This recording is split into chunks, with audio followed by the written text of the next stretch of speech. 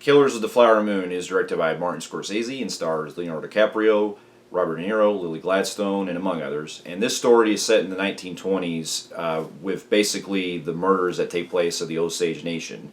And along the way, it basically involves Leonardo DiCaprio's character, Ernest Burkhart, who comes back from the war and he comes to see his uncle, William Hale, played by Robert De Niro, and he introduces him around with the world that's surrounding with the Osage Nation, and along the way he ends up finding his future wife, Molly, that's played by Lily Gladstone. And basically, if you kind of get from the trailers and everything that's going on, there's some pretty suspicious stuff that's happening around where the murders are taking place and stuff. And pretty much, Robert De Niro brings DiCaprio under his wing and doing some pretty sketchy stuff going around and basically trying to exploit all the stuff that's involving with the Osage Nation and everything. Now, here's a little backstory. Now, this movie was directed by Martin Scorsese, who, what can I say, he's definitely one of my all-time favorite directors.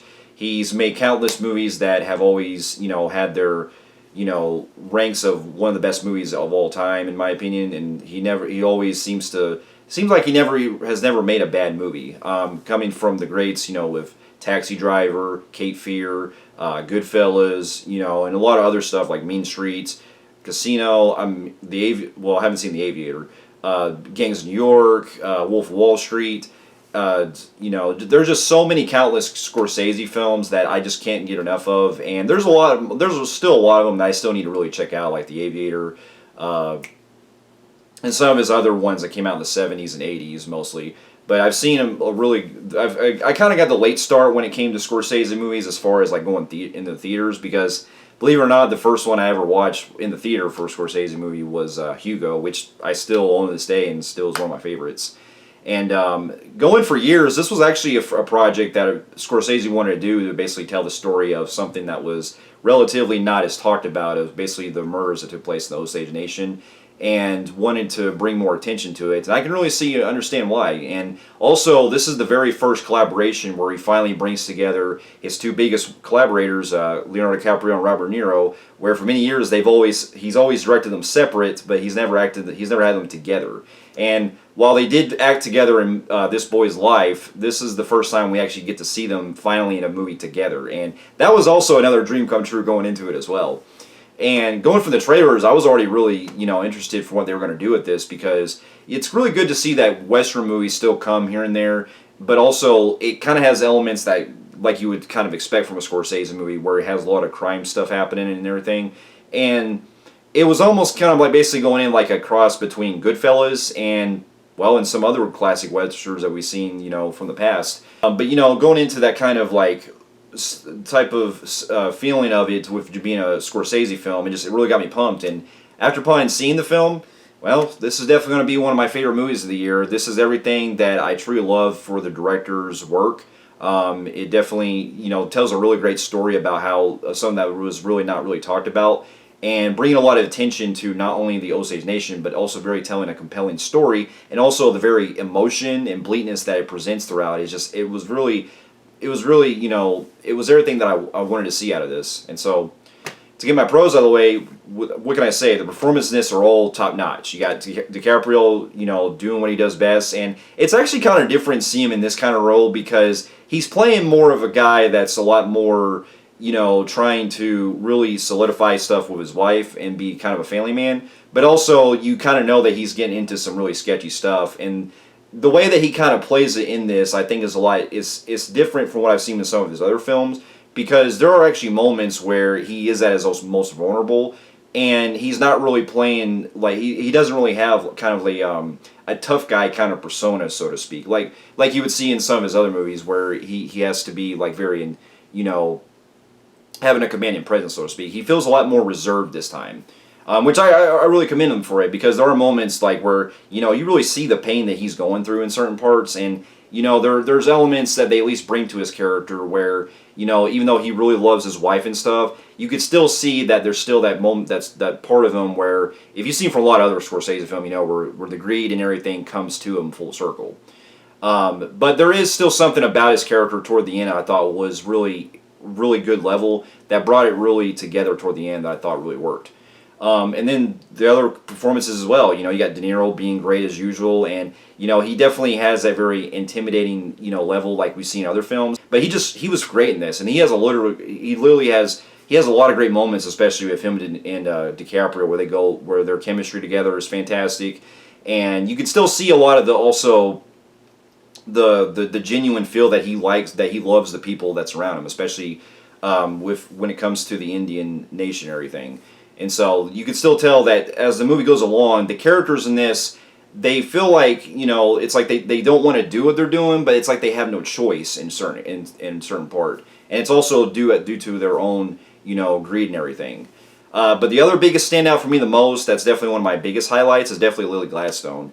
I hope that she gets nominated because she was not only fantastic playing the heart of the film, but also just a lot of the struggles that she has to go through with a lot of her family and a lot of everything else. It is very devastating, and she really knocks it out of the park. Like, she is so fantastic in this, like, especially this one part that I can't go into spoilers, but if you've seen that part where she's breaking down in the trailer, yeah, that scene was intense. And man, she really holds her ground in this, especially coming from the heavyweights with DiCaprio and De Niro. But it was also great seeing the rest of the cast too in this, especially big surprises I didn't really expect to see in there that come later. One of them also being Brendan Fraser. While he's not in the film much, it still is great to see him as usual. He brings a lot of great. He does have a really big scene at the end that I thought really worked and everything. And then going into the rest of the plot, the way it delves into where you have De Niro and DiCaprio pretty much going along with trying to get their stuff going on, their behind the scenes stuff happening.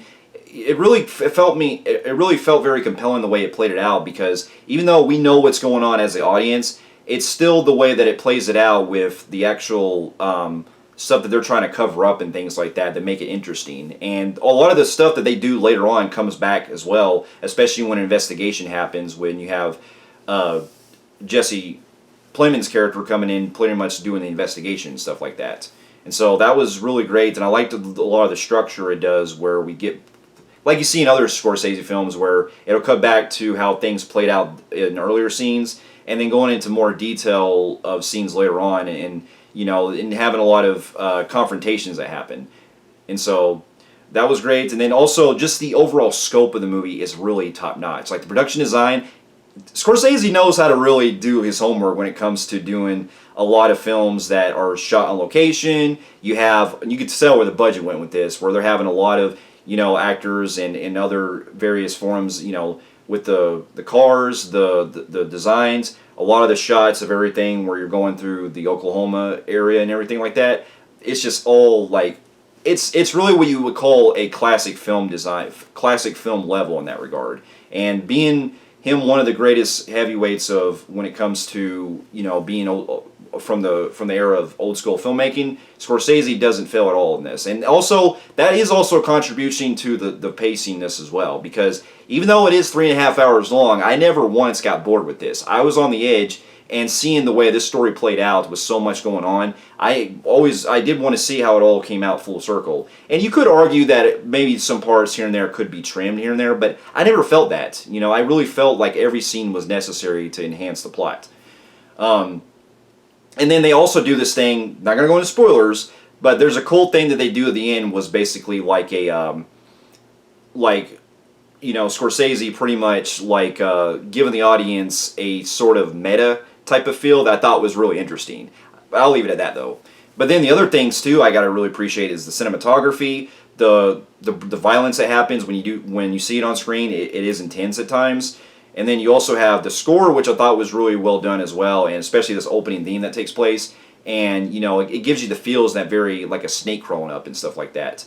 It's just all really, there's just so much more I can go into detail, but really everything that this movie goes into with the struggles when it comes to the Osage Nation, knowing that they don't have much to really rely on, especially the authorities and stuff, they have to pretty much look to outsiders to try to help them and everything like that.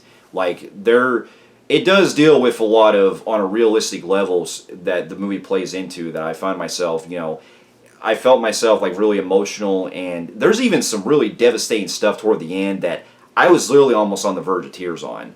And so overall, this is definitely going to be one of the best movies of the year for me. And with that, I'm going to give the movie a phenomenal grade on the Film Freaks meter. So, for those of you who have also seen Killers of the Flower Moon and also read the book that it's based on, let me know in the comments below. Let me know in the comments below what you thought about it. And thank you so much for watching.